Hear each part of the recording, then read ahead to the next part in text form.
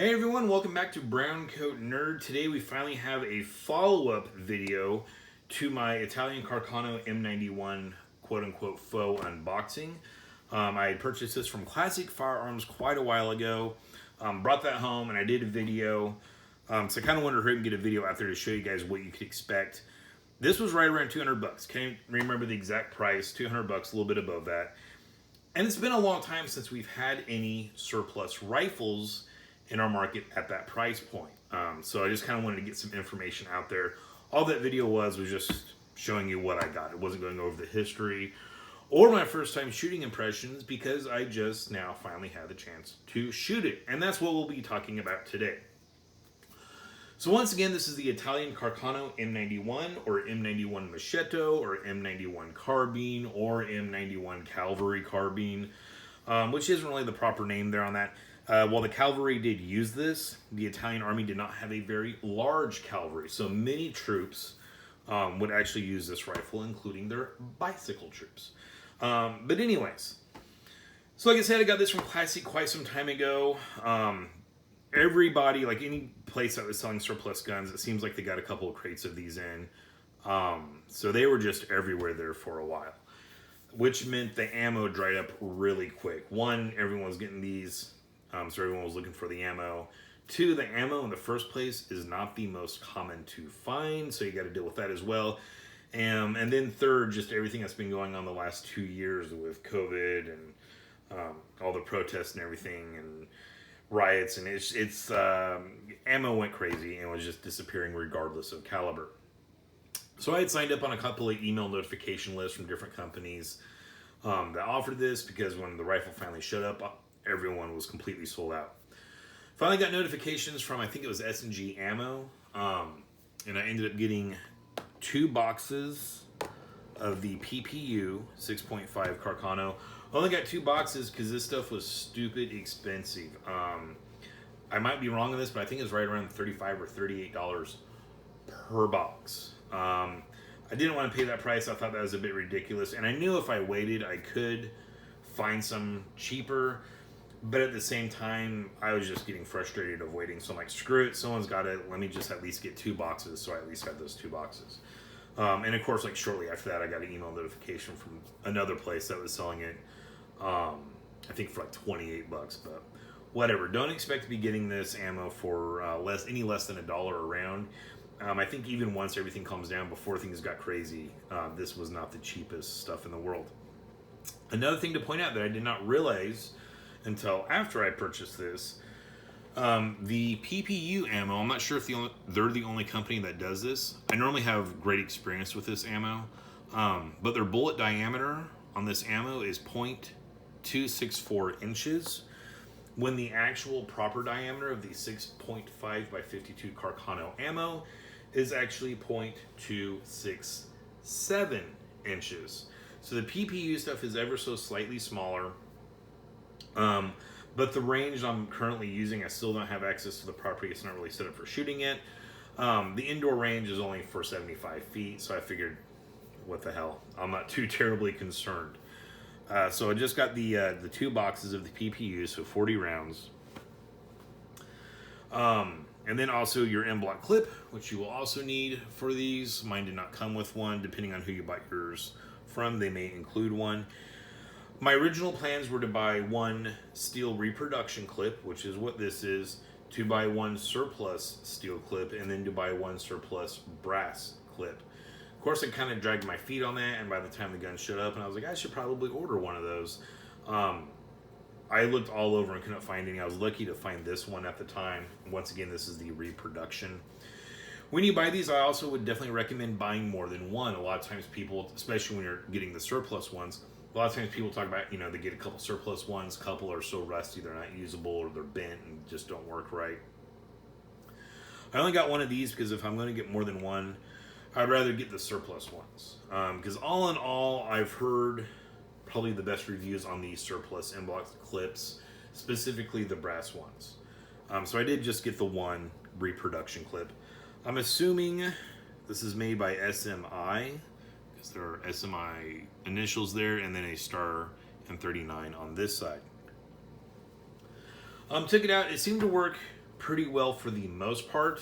I did discover occasionally, not every time, but occasionally on the last round, the bullet would just stick way up. And so I, kind of push it down, and I push the bolt in. And twice this happened on me. I totally thought it got chambered, pulled the trigger, nothing happened. So I'm like, okay, that's unusual. New production PPU, I've got a hang fire. So I, waited a couple seconds and then checked it and realized that the bolt had just ridden over the round and not hadn't even chambered it. So I don't know if that's just the fact that I was using the reproduction clip. If a surplus one that's in good shape will work better, time will tell, because eventually I will be getting those. Another thing about these, if you cannot find one, I don't know if people were downloading the 3D print file or if someone's 3D printing these and offering them on eBay, but out there you do have the option to get a 3D printed kind of version of this that you push in there, and it stays in place. It will not pop out on the last round like these original ones do, but also it's just for single one round loading, so you're not going to have a magazine, but at least that way you can use it as a single shot. So I guess better than nothing, and I would assume those are fairly cheap.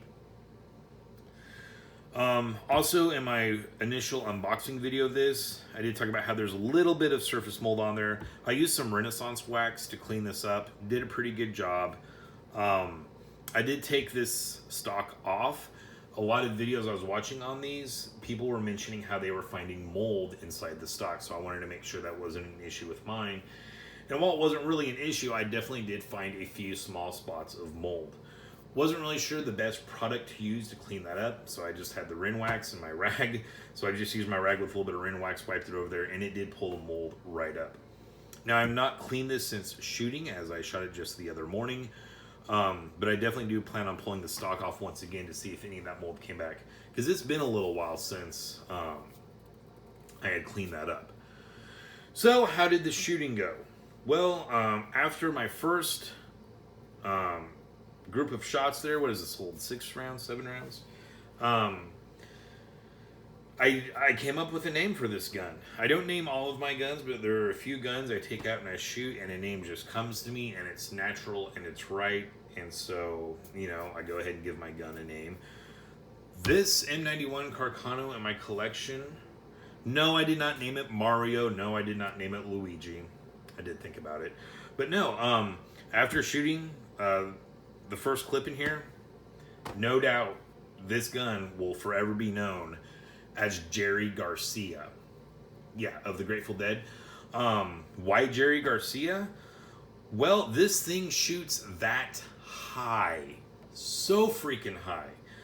So the target I was using was one of those, you've got 3 bullseyes on the right side, 3 bullseyes on the left side, so you got a total of 6.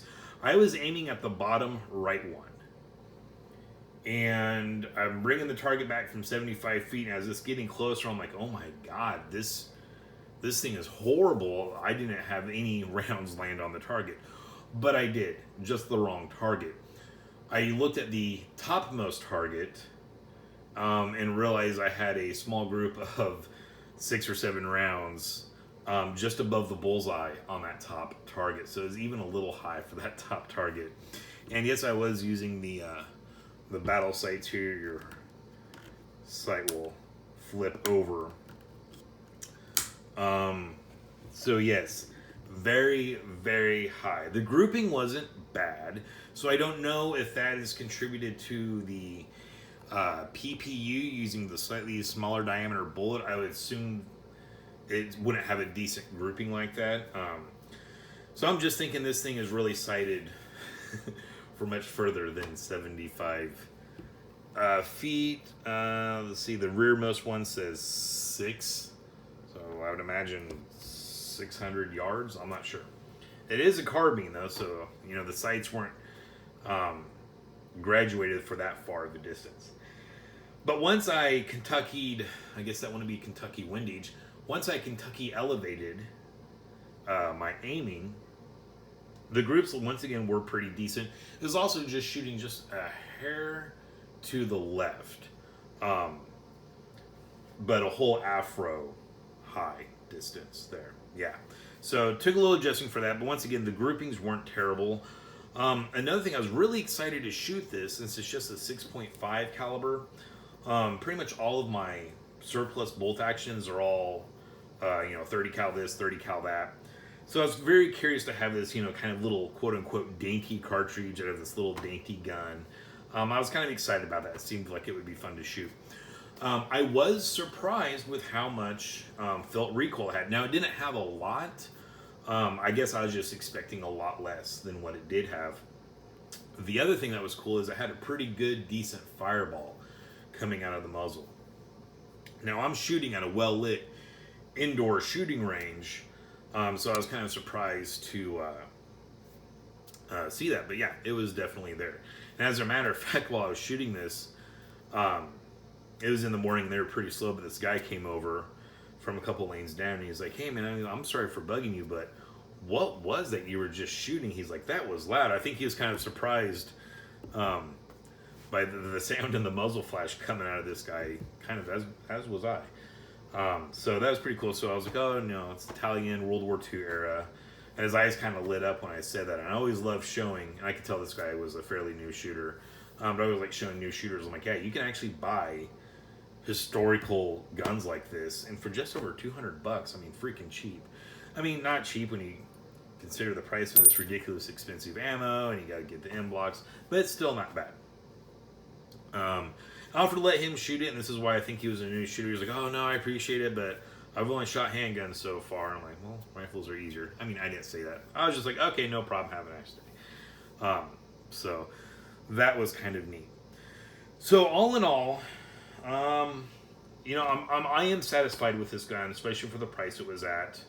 That is one thing I think I've been a little reluctant about getting a Carcano. One, I just don't know anything about them. Two, I do know that ammo is not the easiest to get, and it can be a little pricey. But I'm definitely happy I got it now. Like I said, I really want to get a M91 TS or Troop Special Carcano, especially after shooting this guy. I think this will be, a lot of fun down the road. So I think it was a good purchase if you want to get into military surplus collecting. This isn't necessarily like a great buy because of the ammo issue. Your initial price getting into it is very cheap, but at the same time right now, like they just announced that banning of importation of any Russian ammunition. So, even if you find a Mosin Nagant at a good price, which the prices of those are absurdly high right now, your 7.62 by 54R super dirt cheap surplus ammo, I mean, it's not what it is anymore. For me, I typically shoot brass because I've been stuck to the indoor range for the last couple of years. So, even on the Mosin Nagant, I was spending anywhere from 13 to 18 bucks per box for new production ammo. So that doesn't really affect me. I know a lot of people are able to shoot in the country or outdoor ranges where they can shoot that surplus ammo. And that's kind of the sole reason they get into surplus sometimes, just because that old Russian military surplus ammo is so stinking cheap. Well, now the prices have gone up, even on their new production, the imported Tula and Wolf ammo that comes out of Russia. What's in the stores right now, the prices have gone up if it's still in the stores. So it's kind of, this isn't the best thing because of the price of ammo, but like right now, it's like, what is a good surplus gun to buy with the price of ammo, I guess anything in 308, of course that's not the cheapest. Although I will throw out this, I have this out here for my follow-up video for the C308, which I also shot when I took this out. This stuff right here, I forget how much it was dirt cheap, got it from AIM Surplus. That's some good surplus ammo right there. Anyways, getting a little off subject. It still is a good introduction gun to buy for your collection, because even though ammo is expensive, the gun is cheap, so that kind of offsets it. Another thing I did discover about this, the safety can be a little funny, and I don't know if I've seen any videos bring this up. I have seen some videos of people saying don't trust the safety, but I kind of found the specific odd. Let me just show you. Okay, so the safety is currently off. I think I just bumped the camera. Sorry, everyone. I'll chamber it. So now we are cocked. I will put the safety on. Okay, are we in camera here? Yeah. So now the safety is on. I'm not going to pull the trigger or anything. Take the safety off. Okay, so our safety is back off. The striker is still back. So then it will fire. Now then. Okay, I just chambered it. I just cocked it, put the safety on. With the safety on, I will pull the trigger. Nothing happens. Now I take the safety off, and he knows that striker fell down. Now this time it just kind of followed it home. Before, when I've done this, as soon as I flip that safety off, the striker fell.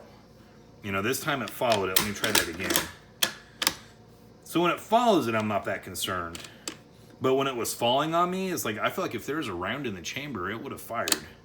And see here, it followed again. Just know that if you have the safety on, you pull the trigger, there is a small chance that that striker won't just follow that safety home, which I doubt that would be, you know, as long as you're not doing it quick, that's not going to hit the primer hard enough to ignite it. But I did have this fall on me a few times. So definitely just keep that in mind. Also, unfortunately on this one, I was not able to tear down the bolt completely before shooting it, which I was not happy about doing. To take the bolt apart, you got a little plunger here, and yeah, it's still stiff as hell. I'll take a punch to it. I have soaked that in ballistol and CLP, and I cannot push that in for the life of me, so I was like, you know what? I cleaned the outside as best I could with CLP, soaked the whole freaking thing in CLP. I was like, maybe I'll just go shoot it. Hopefully whatever gunk or cosmoline or whatever is kind of holding that in will warm up and break free. So that's really bugging me, though. That's going to drive me nuts if I can't break that bolt down and completely clean it. So anyways, just wanted to show you that safety real quick, guys. That was the only kind of thing about the gun that made me a little uneasy, but as long as you're aware of it, I don't think it's a major thing. Just if you got a round in the chamber and you're putting the safety on with the striker back, just make sure you've got that thing pointed down range. All right, guys, that is it. That is my first time shooting impressions of the Italian M91 Moschetto carbine, musket, cavalry carbine, whatever you want to call it. I call it just fun. I also call it Jerry Garcia. So, all right, guys, that is it. Thank you for watching. I hope you enjoyed this video. If you did, and you've made it all the way to the end, please at least click that like button and think about clicking that subscribe button. All right, guys, thank you for watching. Stay safe, stay shiny.